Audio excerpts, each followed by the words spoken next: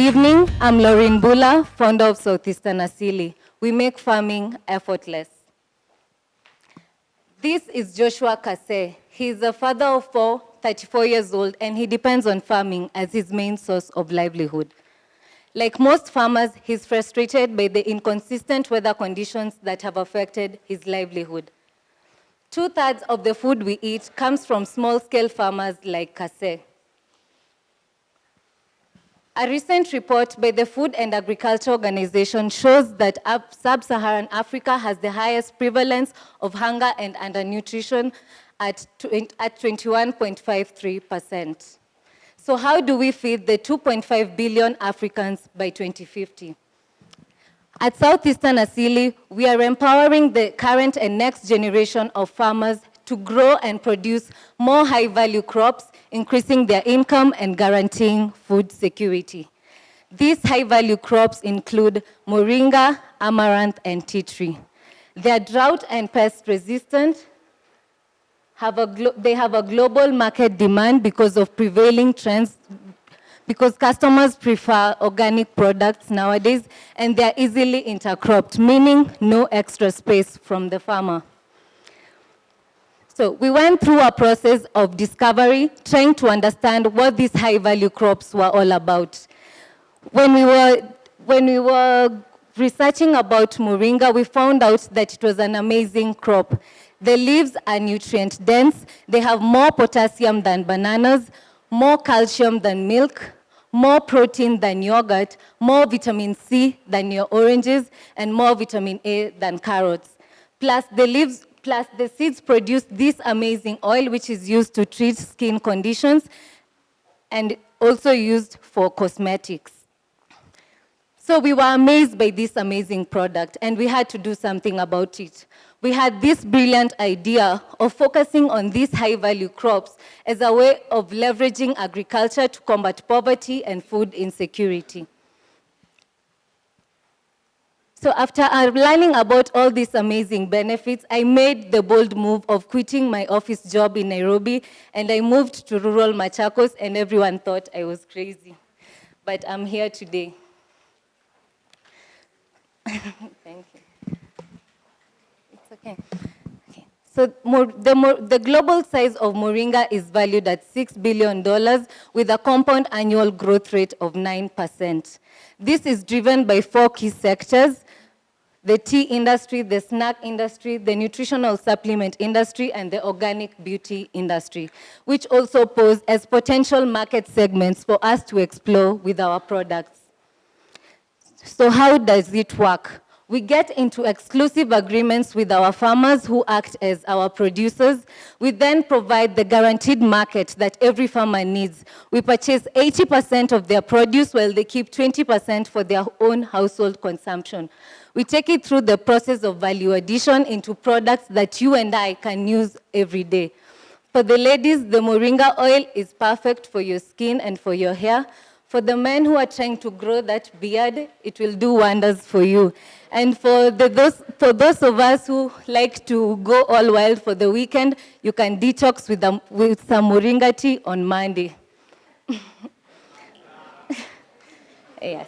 So far, we've been able to grow our network of farmers to over 60 farmers, planted over 6,000 trees across 2 networks, and established strategic relationships with key players in the community. So far, we've been able to generate a revenue of $700 from the sale of seedlings, and with a profit margin of 66%, and just 1 shilling as the unit cost for producing 1 seedling of moringa. This is very affordable for the farmers, and meaning it's highly scalable. We are ready to scale. We've already secured our first wholesale customer, Masai Coffee, and we've already secured an existing network of farmers who have the moringa tree. They didn't even know it was highly valuable. So we are going to increase their income and increase the value we create for these farmers. We are asking for $10,000, which we'll use to purchase the oil press machines for licensing and to grow our network of farmers from 60 farmers to from 60 farmers to 300 farmers by March 2020. With just 100 trees for the new moringa growers, they'll be able to make $2,400, and this is 3 to 10 times more income for the average farmer. We are a diverse team. We are aligned in terms of our goals, our interests, our mission, and our vision. We have a nutritional expert on board who has over 5 years working experience in Healthy You. We have our project coordinator, Imelda, who's worked with Rotaract, and we have our IT entrepreneur, who is in charge of brand management. These are just a few publications. Our favorite one, the Washington Post, which is a recent one, which says that in addition to its helpful elements, Waterman sees moringa as a strategic crop in the face of global warming and rapid population growth. So what we are doing, we are focusing on these high-value crops as a way of leveraging agriculture to combat poverty and food insecurity. We'd like more partners, and we are asking if you're interested to partner with us. We are looking for more partners in order to increase the impact and the value we create for the farmers. You can reach us on our website and on our Facebook pages. Thank you. And I'll leave you with one quote. When you're working with something this transformative, there's nothing to lose and everything to gain. Thank you. Ladies and gentlemen, that was Loreen, Mbula. Right, and now we turn to the judges for 2 questions again.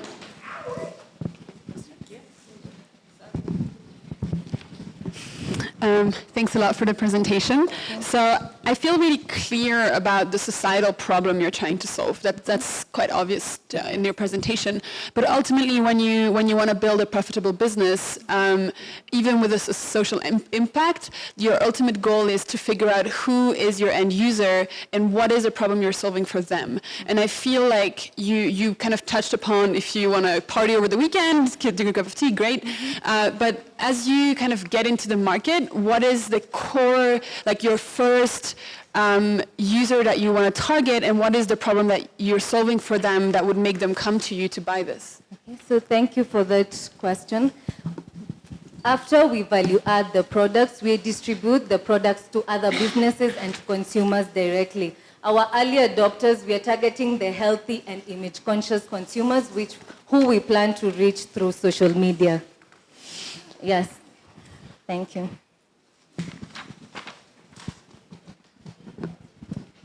Okay, so that means you're going to be marketing this yourselves. You're not selling it as you're not like an aggregator. You're not getting it from the farmer and then selling it to like a large, like Nestle or Cadbury's. We value add first, then we sell to other businesses and to consumers directly. Okay, so that means you need to build up like the factory, the distribution channel, the branding, the packaging. Mm-hmm. Have you factored all that in? Yes. We have a vertically integrated system. So from the farmers, we have an exclusive agreement with them. Then we provide the guaranteed market that they need. We buy 80%, they keep 20%. The vertically integrated value chain allows us to have a sustainable source of raw materials. Therefore, we can be more flexible and competitive in the market. We can explore both the local market, the international market. We can sell to other businesses and to consumers directly. Okay, so I would suggest maybe having a look at like a local entrepreneur, like the one who does Melvin's Mash. That would be a really good example to have a look at. But I just think you're trying to fill in, to do too many things at the same time. Well, it would be better maybe to look at one part of the chain, of the supply chain for this particular thing. That's just my advice. Okay, yeah. Thank you.